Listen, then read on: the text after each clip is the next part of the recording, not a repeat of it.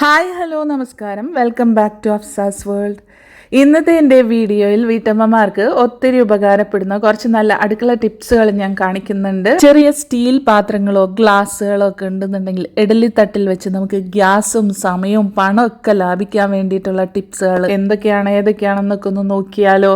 Video skip ചെയ്യാതെ മുഴുവനായിട്ടും തന്നെ ഒന്ന് കണ്ടു വെക്കുക. ഒട്ടും തന്നെ സമയം കളയണ്ട, നമുക്ക് വീഡിയോയിലേക്ക് പോകാം. നമ്മൾ നിത്യേന ഉപയോഗിക്കുന്ന സ്റ്റീൽ ഗ്ലാസ്സുകളാവട്ടെ അല്ലെങ്കിൽ ചില്ല് ഗ്ലാസ്സുകളൊക്കെ ആവട്ടെ, ഒരേ വലിപ്പം ഒരേ സൈസും ഒക്കെ ഉള്ളതാണെന്നുണ്ടെങ്കിൽ ഒന്നിൻ്റെ മുകളിൽ ഒന്നായിട്ട് കയറ്റി വയ്ക്കുന്ന സമയത്ത് നന്നായിട്ട് ടൈറ്റായി പോകാറുണ്ട്. ചിലപ്പോൾ അതിൽ നിന്ന് എടുക്കാൻ ബുദ്ധിമുട്ടാറുണ്ട്.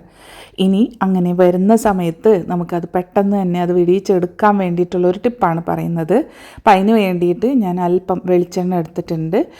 ടൈറ്റായിട്ടിരിക്കുന്ന ആ ഒരു ഭാഗത്ത് നമ്മൾ ഈ വെളിച്ചെണ്ണ ആ രണ്ട് ഗ്ലാസിൻ്റെയും ഇടയിലുള്ള ഗ്യാപ്പിൽ കൂടി നമുക്ക് ആ വെളിച്ചെണ്ണ ഉള്ളിലേക്ക് ഒഴിച്ചു കൊടുക്കാം. അങ്ങനെ ഒഴിച്ചു കൊടുത്തിട്ട് നമുക്കൊരു 1 മിനിറ്റ് അല്ലെങ്കിൽ 2 മിനിറ്റ് കൂടിപ്പോയാൽ ഒന്ന് വെയിറ്റ് ചെയ്യാം. അത് മൊത്തത്തിലൊന്ന് കറക്കി അതിൻ്റെ ഉള്ളിലേക്ക് ആവുന്ന രീതിയിൽ നമുക്കൊന്ന് കറക്കി കൊടുക്കുക. എന്നിട്ടൊരു 1-2 മിനിറ്റോ ഒന്ന് വെയിറ്റ് ചെയ്തതിന് ശേഷം നമുക്കിത് എടുക്കുകയാണെന്നുണ്ടെങ്കിൽ നമുക്കൊന്ന് ട്വിസ്റ്റ് ചെയ്ത് കൊടുത്തതിന് ശേഷം എടുക്കുകയാണെങ്കിൽ അത് പെട്ടെന്ന് തന്നെ അത് വിട്ട് കിട്ടുന്നതാണ് കേട്ടോ. ഇതാ കണ്ടില്ലേ, ഇതേപോലെ നമുക്ക് എണ്ണ ഉപയോഗിച്ചിട്ട് നമുക്കത് പെട്ടെന്ന് തന്നെ അത് ഓരോന്നായിട്ട് സെപ്പറേറ്റ് ചെയ്ത് എടുക്കാനായിട്ട് പറ്റുന്നതാണ്. ഇത് തന്നെ നമുക്ക് ചില്ല് ഗ്ലാസ്സുകളിലായാലും ചെയ്തെടുക്കാൻ പറ്റും. ഇനി അടുത്തതായിട്ട് കാണിക്കുന്നത് ഈ സ്റ്റീൽ പാത്രത്തിൽ തന്നെ അല്ലെങ്കിൽ സ്റ്റീൽ ഗ്ലാസ്സുകളിലൊക്കെ കാണുന്ന ഇതുപോലുള്ള സ്റ്റിക്കറുകൾ. ഇത് നമുക്ക് എളുപ്പത്തിൽ എങ്ങനെയാണ് കളഞ്ഞെടുക്കുക എന്നുള്ളതാണ് കേട്ടോ കാണിക്കുന്നത്. അപ്പം ഞാൻ സ്റ്റൗവിൽ ചെറിയ ബർണറിൽ ഒന്ന് തീ കത്തിച്ച് കൊടുക്കുന്നുണ്ട്. അതിലേക്ക് സ്റ്റീൽ പാത്രത്തിൻ്റെ ആ സ്റ്റിക്കറുള്ള ഭാഗം ഞാൻ കാണിച്ചു കൊടുത്തിട്ട് നന്നായിട്ടൊന്ന് ചൂടാക്കിയെടുക്കുന്നുണ്ട്. ആ ഒരു ഭാഗം മാത്രം നമുക്ക് ചൂടാക്കിയെടുത്താൽ മതി കേട്ടോ. എന്നിട്ട് അത് നല്ല ചൂടുണ്ടാവും, സ്റ്റീൽ പാത്രം ആയതുകൊണ്ട് തന്നെ ചൂടോടെ തന്നെ ഒരു തുണി ഉപയോഗിച്ചിട്ട് ആ സ്റ്റിക്കർ ഇതുപോലെ ഒരു കത്തി വെച്ചിട്ട് നമുക്ക് അതൊന്ന് ഒലിച്ചെടുക്കാനായിട്ട് പറ്റും കേട്ടോ. ഞാനിപ്പോൾ ആ ഒരു സൈഡ് മാത്രമാണ് ചൂടാക്കി എടുത്തിട്ടുള്ളത്, അതുകൊണ്ടാണ് കൈ കൊണ്ട് തന്നെ മറുഭാഗം ഞാൻ പിടിച്ചിരിക്കുന്നത്. ആ ഭാഗത്ത് ചൂടില്ല കേട്ടോ, അത്രേ ഉള്ളൂ. അപ്പോൾ അത് ആ സ്റ്റിക്കർ ഞാൻ കളഞ്ഞെടുത്തിട്ടുണ്ട്. അത് ഒന്ന് ടിഷ്യൂ വെച്ചിട്ടൊന്ന് തുടച്ചെടുക്കുകയാണെന്നുണ്ടെങ്കിൽ അവിടെ ഒരു പാടോ കറയോ ഒന്നും ഉണ്ടാവില്ല, നല്ല വൃത്തിക്ക് തന്നെ കിട്ടുന്നതാണ്. അപ്പോൾ നമ്മൾ സ്റ്റീൽ പാത്രം ഉപയോഗിച്ച് തുടങ്ങുന്നതിന് മുമ്പ് തന്നെ ഇങ്ങനെ ചെയ്യാനായിട്ട് ശ്രദ്ധിക്കുക കേട്ടോ. ഇനി അടുത്തതായിട്ട് പറയുന്ന ടിപ്പ്, പച്ചമുളകൊക്കെ കടയിൽ നിന്നും വാങ്ങി അതുപോലെ തന്നെ നമ്മൾ കവറിൽ സൂക്ഷിക്കുകയാണെന്നുണ്ടെങ്കിൽ പെട്ടെന്ന് തന്നെ അത് ചീഞ്ഞു പോകും. അപ്പോൾ അതിൻ്റെ തണ്ടോടു കൂടി തന്നെ വെക്കാതെ ഞാൻ ഈ പറയുന്ന രീതിയിലൊന്ന് കഴുകി വൃത്തിയാക്കിയിട്ട് ഈ ഒരു മെത്തേഡിൽ സൂക്ഷിക്കുകയാണെന്നുണ്ടെങ്കിൽ ഒത്തിരി കാലം ചീഞ്ഞു പോകാതെ ഫ്രഷ് ആയിട്ട് സൂക്ഷിക്കാൻ പറ്റും. ആദ്യം തന്നെ തണ്ടോടുകൂടി തന്നെ നമുക്കിതൊന്ന് കഴുകി വൃത്തിയാക്കി എടുക്കണം. തണ്ട് കളഞ്ഞിട്ട് കഴുകാൻ നിൽക്കരുത്, കാരണം ആ വെള്ളം ഉള്ളിലേക്ക് കയറിയിട്ട് പെട്ടെന്ന് ചീഞ്ഞു പോകാനായിട്ടുള്ള ചാൻസ് ഉണ്ട്. അപ്പം ഞാനിത് ഒരു അരിപ്പ പാത്രത്തിലേക്ക് ഇട്ടിട്ട് നന്നായിട്ട് വൃത്തിയായി കഴുകിയെടുക്കുന്നുണ്ട്. ഇനി ഇതുണ്ടല്ലോ, വൃത്തിയുള്ള ഒരു കോട്ടൺ ക്ലോത്തിലേക്ക് നമുക്ക് വെച്ച് കൊടുക്കാം. അപ്പോൾ ആ വെള്ളത്തിൻ്റെ അംശമൊക്കെ ഒന്ന് പോയി കിട്ടാൻ വേണ്ടിയിട്ടാണ് നമ്മൾ ക്ലോത്തിലേക്ക് നേരിട്ട് ഇട്ട് കൊടുക്കുന്നത്. ഇനി നന്നായിട്ട് അതിൻ്റെ വെള്ളമൊക്കെ ഒന്ന് പോകാൻ വേണ്ടിയിട്ട് ഇതുപോലെ ഒന്ന് തുടച്ചു കൊടുക്കാം. നന്നായി ഡ്രൈ ആക്കിയതിന് ശേഷം നമുക്ക് കൈകൊണ്ട് തന്നെ ഈ മുളകിൻ്റെ തണ്ട് നമുക്ക് കളയാം കേട്ടോ.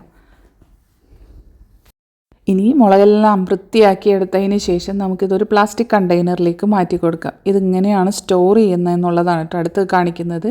പ്ലാസ്റ്റിക് കണ്ടെയ്നറിലേക്ക് ഞാൻ ആദ്യം തന്നെ ടിഷ്യൂ പേപ്പർ ഇട്ട് കൊടുക്കുന്നുണ്ട്. വെള്ളത്തിൻ്റെ അംശം എന്തെങ്കിലും ഉണ്ടെന്നുണ്ടെങ്കിൽ അത് ആ ടിഷ്യൂ അബ്സോർബ് ചെയ്തോളും. അപ്പോൾ അതിന് മുകളിലായിട്ട് ഈ വൃത്തിയാക്കിയിട്ടുള്ള മുളക് ഞാൻ ഇട്ട് കൊടുക്കുന്നുണ്ട്. അതിന് മുകളിലേക്ക് ഞാനൊരു ടിഷ്യൂ പേപ്പർ വീണ്ടും ഇട്ട് കൊടുക്കുന്നുണ്ട് കേട്ടോ. ഇനി ഇത് നന്നായിട്ട് അടച്ച് നമുക്ക് ഫ്രിഡ്ജിൽ സൂക്ഷിക്കുകയാണെന്നുണ്ടെങ്കിൽ ഒരു 2 ആഴ്ചത്തേക്കൊക്കെ ചീഞ്ഞു പോകാതെ തന്നെ നമുക്ക് പച്ചമുളക് ഫ്രഷ് ആയിട്ട് തന്നെ ഉപയോഗിക്കാൻ പറ്റും. അപ്പോൾ കടയിൽ നിന്നും കൊണ്ടുവന്ന ഉടനെ തന്നെ നമ്മൾ ഇതുപോലെ ചെയ്തു വെക്കുകയാണെന്നുണ്ടെങ്കിൽ അതിൻ്റെ ആ തണ്ടൊന്നും ചീഞ്ഞൊന്നും പോകത്തില്ല കേട്ടോ.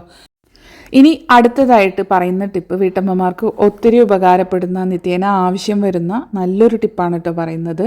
ഇഡ്ഡലി ഉണ്ടാക്കുന്ന സ്റ്റീമറും കുറച്ച് സ്റ്റീൽ പാത്രങ്ങളോ ഗ്ലാസ്സുകളോ ഒക്കെ ഉണ്ടെന്നുണ്ടെങ്കിൽ പെട്ടെന്ന് എടുത്തോളൂ. നമുക്ക് വളരെ ഈസി ആയിട്ട് തന്നെ ഇത് ചെയ്യാൻ പറ്റും കേട്ടോ.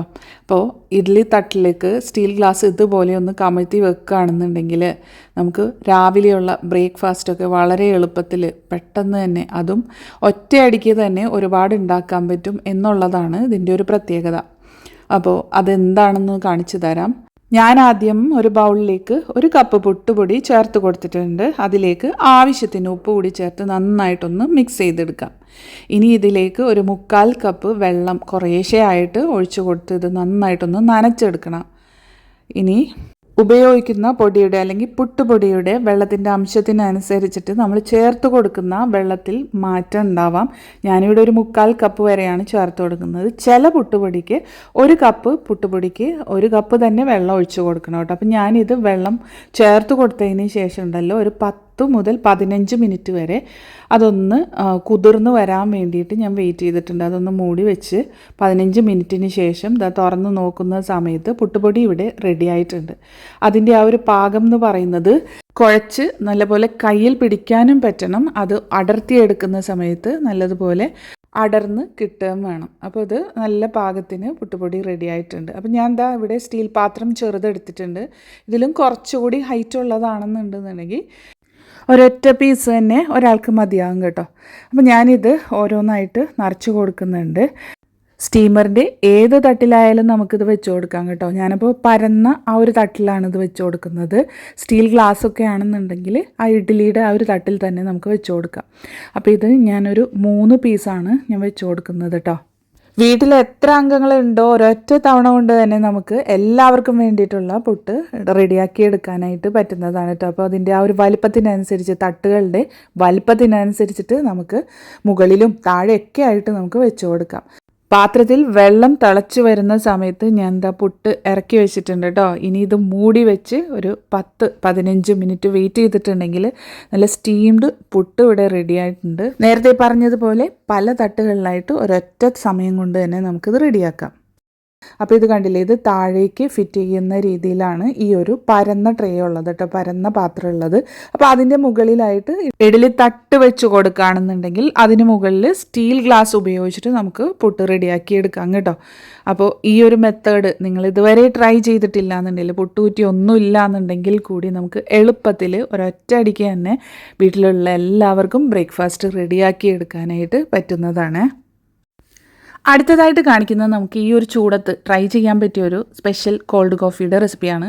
അപ്പോൾ നല്ല വൈറലായിട്ടുള്ളൊരു റെസിപ്പിയാണ് കേട്ടോ. അതിന് വേണ്ടിയിട്ട് ക്രെം കാരമൽ ഞാൻ 100 ml ഒരു പാക്കറ്റ് എടുത്തിട്ടുണ്ട്. അത് ഞാനൊരു ഗ്ലാസ്സിലേക്ക് ഇട്ട് കൊടുക്കുന്നുണ്ട്. ഇനി ആ ഒരു പാത്രത്തിൻ്റെ തന്നെ അളവിന്, അതായത് ക്രെം കാരമലിൻ്റെ ആ ഒരു കണ്ടെയ്നറിൻ്റെ അളവിൽ തന്നെ ഞാനൊരു 150 ml ഫ്രഷ് മിൽക്ക് അതിലേക്ക് ഒഴിച്ചു കൊടുക്കുന്നുണ്ട്. ഇനി ഇത് നന്നായിട്ടൊന്ന് കോഫി ബ്ലെൻഡർ ഉണ്ടല്ലോ, മിൽക്ക് ഫ്രോത്തർ, അത് ഉപയോഗിച്ചിട്ട് നന്നായിട്ടൊന്ന് ബ്ലെൻഡ് ചെയ്തെടുക്കാം. ഇനി അത് അവിടേക്ക് മാറ്റി വെച്ചതിന് ശേഷം മറ്റൊരു ഗ്ലാസ്സിലേക്ക് നമുക്ക് 1 teaspoon coffee powder, instant coffee powder, 1 teaspoon sugar, പിന്നെ അല്പം ഹോട്ട് വാട്ടർ, നല്ല ചൂടുള്ള വെള്ളം കൂടി ഒഴിച്ചിട്ട് നന്നായിട്ടൊന്ന് മിക്സ് ചെയ്തെടുക്കാം. മിക്സ് ചെയ്യുന്നത് ഈ മിൽക്ക് ഫ്രോത്തർ ഉപയോഗിച്ചിട്ടാണ്. നന്നായിട്ടൊന്ന് പതപ്പിച്ചെടുക്കാം. ഇനി ഇത് നമുക്ക് ആ ക്രീം കാരമൽ മിൽക്കിലേക്ക് നേരെ തന്നെ അത് ഒഴിച്ചു കൊടുക്കാം. നന്നായിട്ട് പതപ്പിച്ചതിന് ശേഷം അതിൻ്റെ മുകളിലായിട്ട് ഇത് ഒഴിച്ചു കൊടുക്കാം. ഇത്രയേ ഉള്ളൂ, ഈസി ആയിട്ടുള്ള ക്രീം കാരമൽ കോൾഡ് കോഫി ഇവിടെ റെഡി ആയിട്ടുണ്ട്. വളരെ പെട്ടെന്ന് ഉണ്ടാക്കിയെടുക്കാൻ പറ്റിയ ഒരു ഈസി സമ്മർ റെസിപ്പിയാണ്. കുടിക്കുന്നതിന് മുമ്പായിട്ട് കുറച്ച് ഐസ് ക്യൂബ്സ് കൂടി ചേർത്ത് കൊടുക്കുക. നല്ല കിഡിലൻ ടേസ്റ്റിലുള്ള നല്ല തിക്കായിട്ടുള്ള കോൾഡ് കോഫി റെഡി ആയിട്ടുണ്ട്. എന്തായാലും ട്രൈ ചെയ്ത് നോക്കാൻ മറക്കരുത് കേട്ടോ. എന്നിട്ട് ഫീഡ്ബാക്ക് എന്തായാലും കമൻസ് ആയിട്ട് പറയാം. അപ്പോൾ ഇന്നത്തെ എൻ്റെ വീഡിയോ നിങ്ങൾക്ക് എല്ലാവർക്കും ഇഷ്ടപ്പെട്ടു എന്ന് വിചാരിക്കുന്നു. വീഡിയോ ഇഷ്ടപ്പെട്ടാൽ ലൈക്ക് ചെയ്യാനും മറ്റുള്ള ഫ്രണ്ട്സിലേക്കൊക്കെ ഒന്ന് ഷെയർ ചെയ്ത് കൊടുക്കാനും മറക്കരുത്. അതുപോലെ നിങ്ങളുടെ വിലപ്പെട്ട ഫീഡ്ബാക്ക്സ് കമൻസ് ആയിട്ട് അറിയിക്കണേ. ഇനി സബ്സ്ക്രൈബ് ചെയ്യാതെ കാണുന്ന കൂട്ടുകാരുണ്ടെങ്കിൽ ഒന്ന് സബ്സ്ക്രൈബ് ചെയ്തുകൂടി സപ്പോർട്ട് ചെയ്യാൻ മറക്കല്ലേ കേട്ടോ. തൊട്ടടുത്തുള്ള ബെല്ലൈക്കണിൽ ഓൾ എന്നുള്ള ഓപ്ഷൻ ക്ലിക്ക് ചെയ്താൽ ഞാൻ ഇനിയിടുന്ന പുതിയ വീഡിയോസ് നിങ്ങൾക്ക് അപ്പോൾ തന്നെ നോട്ടിഫിക്കേഷൻസ് ആയിട്ട് കിട്ടുന്നതായിരിക്കും. അപ്പോൾ ഇൻഷാ അല്ലാഹ് മറ്റൊരു വീഡിയോ ആയിട്ട് വരുന്നത് വരേക്കും എല്ലാ കൂട്ടുകാർക്കും താങ്ക് യു ഫോർ വാച്ചിങ്.